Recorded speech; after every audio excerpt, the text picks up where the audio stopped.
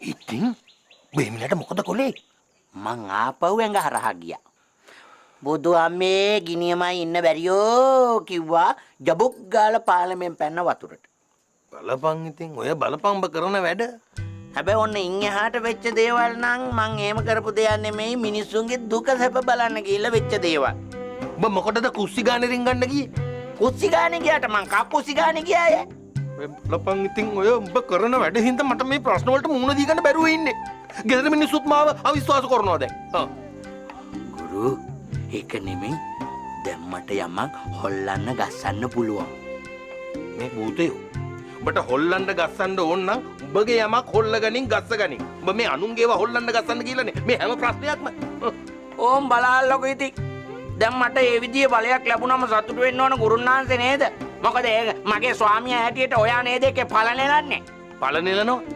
පළ නෙලනවා නෙමෙයි කන පළනවා. පළ ඇතුළට. ඔය ඒ පොඩ්ඩට කේන්ති ගියා. ඒ පොඩ්ඩට නෙමෙයි මේ පොඩ්ඩට කේන්ති ගියේ. පළය. අයියෝ.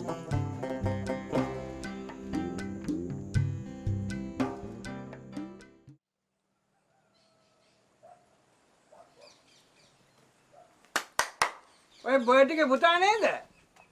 ආව මුදලාලි මම. මාමේ මෙහාට වරෙන් මේ ළඟට වරෙන්. මාමේ යකෝ මූගිය උඩ.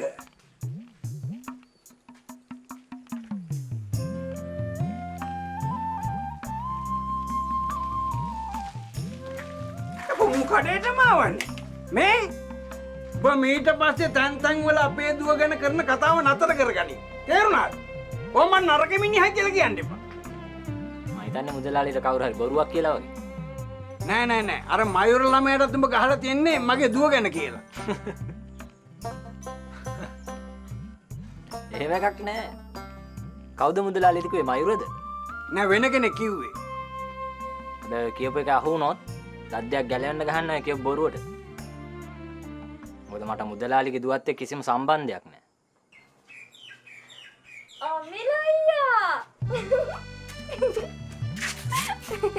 ඔය මොකද්ද දැන් මේකට මොකද්ද කියන්නේ මොකද්ද මේ රෝෂිනාගේ මේ නටන නාටකම? මේ මන මේ නාටකම මෙතන වැඩි රජු විතරයි දැන් අඩු මේ යංකගේ ඇතුළට මං ඔයාට ලස්සන එකක් හදලා දෙන්නම්. අනේ මේ රෝෂිනාගේ මට වත් එක සම්බන්ධයක් ඇති කරන්න ඕන කම නැහැ.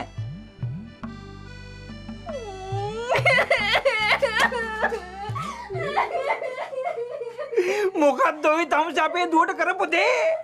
යකෝ මේක සම්බන්ධ වුණත් වැඩි සම්බන්ධ කැඩුවත් වැඩි. දැන් ඔය ඇඬිල්ල දවස් දෙකක් හරි අල්ලලා හිටිනවා. මේ අපේ දුව හොඳ තැනකට දෙන්න කතා කරලා තියෙන්නේ. ඔබ මේ සම්බන්ධව කතා කරන එක නතර කරපන්. හා පූනේ මේ සම්බන්ධව තියා මේ පැත්ත හැර බත්වත් කන්නේ.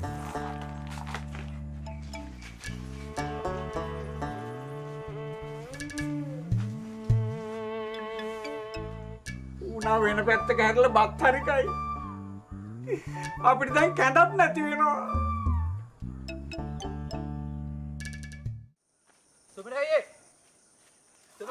කුමාර මේ ඔබ මොනවද ඊයේ දැක්කේ? මේ අයියේ මම මාර දෙයක් දැක්කනේ බං අයියේ. ඈ?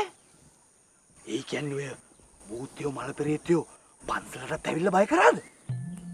මේ මං දැක්කා අර ගුරුන් වහන්සේ දීපු වසිය බීලා අර නගයි මායි රෝස මල් පිපුණු මල් වත්තක පාවෙලා මොන මගුලක්ද බං මේ කියන්නේ? ඈ? මුළු ගමම ගිනි අරන් දිනකොට උඹ මට මේ හීනයක්ද කියන්නේ? මගේ හීන හැබැයි වෙන්න යන්නේ ඕ.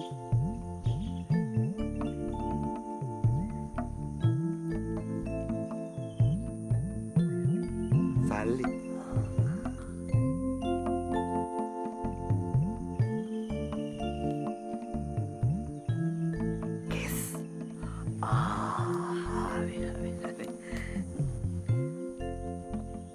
දැන් උඹට කොහෙන්ද මෙච්චර සල්ලිය? වැඩේ කර ගන්න ඕන නම සල්ලි හොයාගන්න විදිහ ඉතින් දන්නවා. කාගෙන්ද ණයක් ගත්තේ? ඒක ඉතින් උඹට වැඩක් නැහැ නේ අයියේ. මොකෝ අය ගත්ත තැන ලියලා තියෙන මේ සල්ලි වල. අනේ අයියා. මගේ වැඩේ කරලා දෙනවනේ. හරි හරි. දැන් ඔබ මේ ඉතිරි මුදල කොහොමද ගෙවන්නේ? ඒක නම් මුදලින් නෙවෙයියෝ. පරචාරේ. මම ඔය ගෙවල් වලට යනවනේ දාන ගේන්න.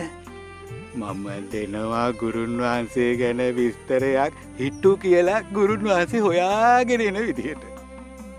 හරි හරි හරි. මං වැඩේ කරලා දෙන්න.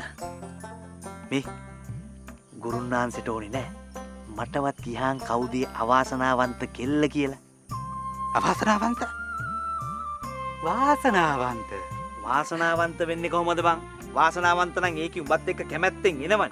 මේ වසියක් දෙනවා කියන්නේ ඒකගේ අවාසනාව. ඕන් ඉතින් උඹට ඒකෙන් වැඩක් නෑනේ බං අයියා. මගේ වැඩේ කරලා දියන්කෝ. හරි හරි මම වැඩේ කරලා දෙන්න.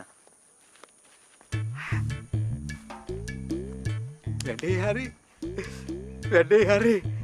කැන්දන් නෙළුම් මලේ පෙති කඩලා රෝස තොල් සිඳින් කැන්දන් යන්නන් රන්මල් මාලාදා.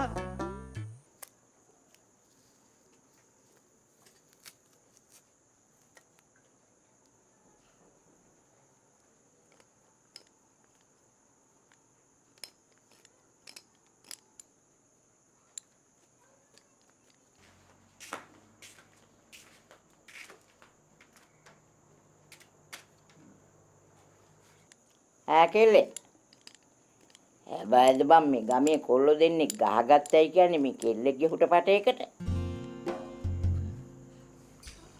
අනේ මන් දන්නේ ආච්චි. මොකද මන් දන්නේ නැහැ කියන්නේ. කොල්ලෝ කෙල්ලෝ වුණාම ඕවා දැනගන්න එපා. බල එකා වගේ ඉන්න එපා. අපේ කාලේ නම් විලේ පැල හිටෙව්වේ එකට, ගෝයන් කැපුවේ එකට, ඇඹුල කෑවේ එකට. යක්කු වගේ වැඩ. යක්කු ගැන කතා කරන අයිලා මාත් ආවේ. ආච්චිලා කාලේ වගේ නෙවෙයි දැන්. කොල්ලෙක් එක්ක මේ පාරේ කතා කර කර හිටියත් පදයක් හදනවා. ඔව්. ඒ පද සේරම එකතු කරලා දැන් මේ සින්දු හදනවා. අනේ නංගියේ පා කියනවා නම් මං පස්සෙන් එන්නේ නෑ අම්මනා. අනේ නංගියේ මට ලං වෙලා කියන්න මට විතරද ආදරේ අම්මනා. ඔන්න තියෙන ඒවා. ඒ ඉතින් උඹලව ඒ කාලේ ඉඳන්ම ගේ ඇසේ තියාගෙන හදාපු ඉන්න වෙන්න ඇති. ඒගොල්ලෝ හැදුනේ ගේ ඇතුලේ. මම අවුරුදු 100 ගාණක් කුප්පියක් ඇතුලේ හිටියේ. අනේ මන්දාච්චි මට ඕනේ හොඳට ඉගෙනගෙන හොඳ රස්සාවක් කරලා ගමට රටට සේවය කරන්න. ඉතින් බං එහෙම කියලා තමයි ඔය හැමෝම රස්සාවල් කරන්නේ. ඒකට මොකෝ පස්සෙන් පහු තමුන්ගේ වැඩ පමණයි. එහෙම කියන්නේ පාච්චි. පොදු ජනතාව ගැන හිතන මිනිස්සුත් ඉන්නවා. ඔය කවුරුවත් අපි තරම් හිතන්නේ. අනේ අම්මා අප්පල්ලා ඉතින් මේ කියන එක මේගොල්ලොන්ගේ මූණටම කියාගන්න හැටියක් නැහෙනි. නැත්තම් ඔය සාකච්ඡාවට මැදිහත් වෙලා මං කියන කන් වල ඇඟිලි ගහගන්න. උඹලගේ ඔය තාත්තා වුණා. ඔය වැඩ කරන්නේ දෙයියෙක් භූතෙක් බැඳගෙන. අන්න ආච්චිට තේරුණා.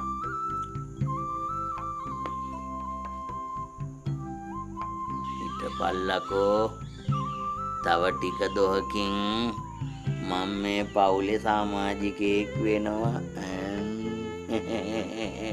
එතකොට බලමුකෝ කෝ පුෂ්පකෙල්ල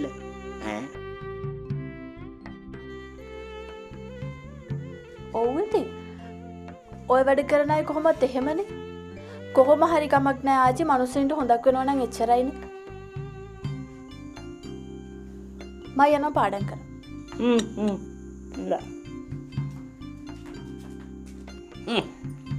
නෝනාමි නම් හොඳ පාඩම් ඉගෙනගෙන තියෙනවා. අනේ ඇත්තමයි මටත් විටක් කන්න තිබ්බන.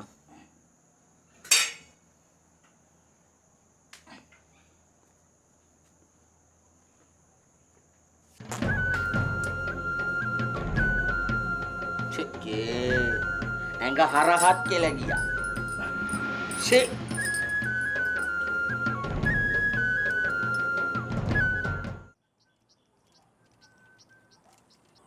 ඒ අන්න අරු වෙනවා.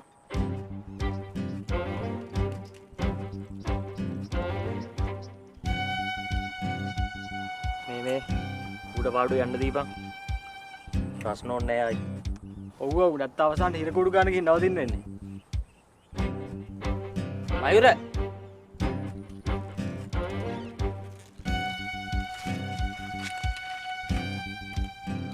හයි අපි දෙන්න එදා රණ්ඩුනේ මොකටද?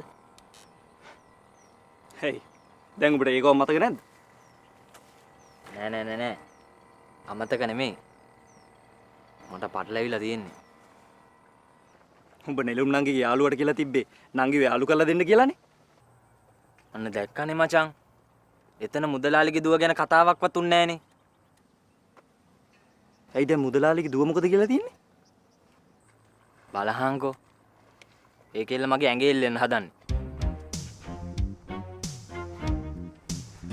ඇයි උඹ නෙළුම්ටයි නෙළුම්ගේ යාළුවන්ටයි දාන පාට රෝෂිනී නංගිට දාන්න ගියාද? ඈ? ඔබට පිස්සුද බං? මම මේ කිව්ව හම්බෙන්නවත් ගියේ නෑ. එහෙනම් ඉතින් එහෙම කතාවක් වෙලා තියෙන්නේ. මං ගැන මුදලාලිට කවුරු හරි කියලා. හැමදේම වෙන්නේ හොඳට කියලා හිතා ගන්නවා. මං ගිහින් එන්න.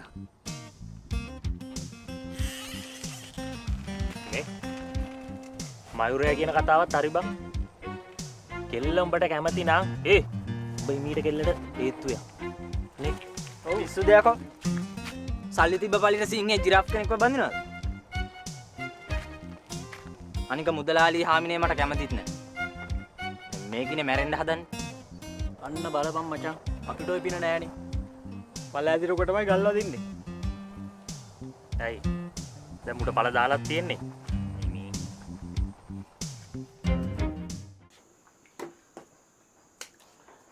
ඒ වුණාට ගුරුන්නාන්සේ දැන් දුව ඇහැට කනට පේන ළමිස්සි. අපි වගේ භූතයෝ බැල්ම දැම්මේ නැති වුණාට මනුස්ස තරුණ භූතයෝ බැල්ම දානවා. ඒක ඔව්වට මනාප නෑ බං. ඒ ඉතින් ගුරුන්නාන්සේටයි ගෙදර අයටයි පේන හැටිනේ. ඒකි දන්නවා බං. ඒකි නිකන් හරි ඔය වගේ පටලවිල්ල පටල ගත්තොත් ඉස්සෙල්ලාම දුම්මල වර්ම ගන්න උන්ගේ අම්මයි කියලා. වීරියලතායි මොකවත් නෑ. 18 සන්නිය නටනවම තමයි. බකෙල්ලගේ හිත කියවද? අනේ අම්මෝ මේ මම මේ පවුලේ කිසිම කෙනෙක්ගේ කිසිම දෙයක් හොයලා බලන්නේ නැහැ. පිටින් එන අනතුරු විතරයි මම බලන්නේ. ඇයි බං? එහෙම දෙයක් කියන්නේ අපිට ඉතින් පිටින් එන අනතුරක්. අනතුරක් නෙමෙයි ඔන්න මාරකයක් එනවා. මාරකයක්.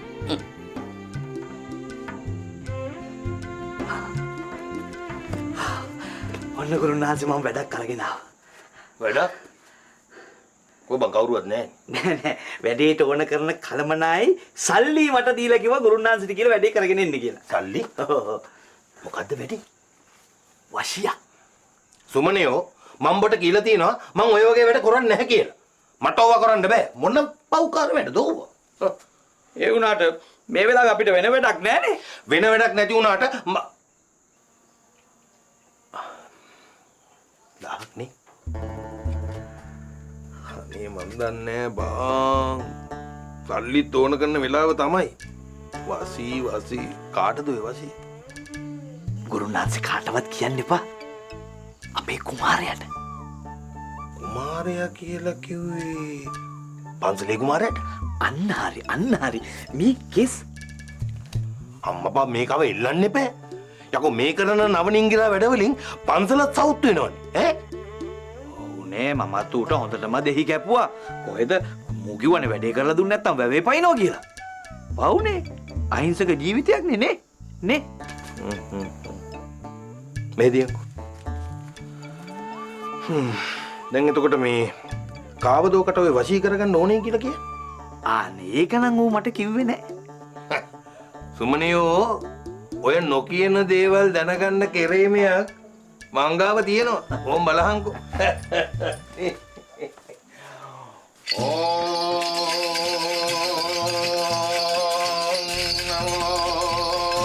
දැන් මෙතන කඩබලාගෙන ඉන්නේ දෝ කියලා කුමාරයාගේ හිත බලාගෙන වනේ.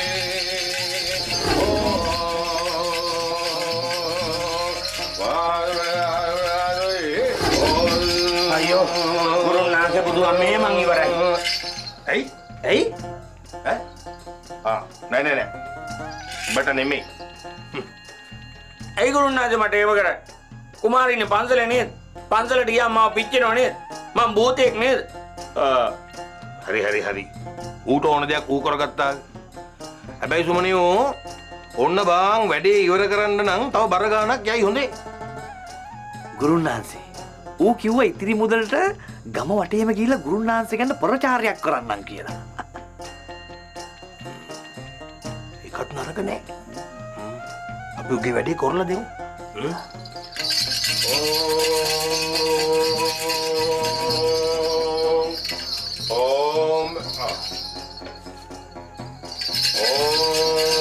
උඩ පැන්නට ඉතින් ඕක මං එපා කළා දෙන්න. සුමනට හෙන්නේ නැති වෙන්න ඒක වතුරලා තියා. ඇහුන්නේ. ඇහෙන්න කියන්න බෑ. හා. ඈ?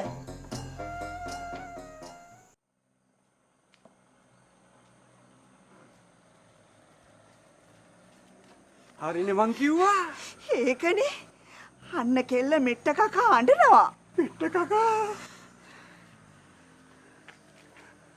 කනෝනම් අර ස්ටෝර් කාමරේ තියෙන මෙට්ටයක් ගැන දීපන්. ඇඳේ තියෙන අලුත් එකනේ. ඒකනේ අපි දැන් කොහොමද කෙල්ලගේ හිත වෙනස් කරන්නේ? දැන් ඔය කිව්වේ මයුර ළමයා ගැන අදහසක් ඔලුවට දාලා තියෙන්නේ කියලා. බඩේ අමාරුවට ඇන්ටිපාප් ඕනවා වගේ. බොහෝම අමාරුවෙන් කරුණු කාරණා කියලා දීලා තමයි අපේ කෙල්ලගේ ඔලුවට ওই මයුර ළමයාව දැම්මේ. ඒත් ඉතින් අපේ ළමයා රබර් බෝලයක් වගේ පැන්නනේ අනිත් පැත්තට. ඔය දැක්කේ නෑනේ. මෙතන මං ඉන්නෝ කියලා වගක් වුණේ නෑ. දුවාරුගේ අතින් අල්ලගෙන ගෙට යන්න කතා කළානේ. ඌ මොකද කියන්නේ? හැබැයි ඌත් ඒ තරම් මනාප විත්‍යක් නම් පෙන්නුවේ නෑ. අම්මෝ හොර හිත තාත්තාගම නැතයි පුතත්. අපි නොදන්නවයි බර්ටියව. නෑ ඌ මං ඉස්සරහම කිව්වනේ දුවට අකමැති කියලා. ඒ පාරනේ දුව මූණ දෙහිලෙල්ලක් කරගෙන ගෙට දිව්වේ. මං ඔය විත්තියක් දන්නේ නෑනේ. එකපාරටම ඇඳේ පොළු වැටෙන සද්දයක් ආවා. මේකේ දොර ළඟ ඉඳන්ම තමයි ඇඳට පැනලා තියෙන්නේ. අනේ හාමිනේ අපිට මේ එකෙක් ඉඳලා මෙහෙමන.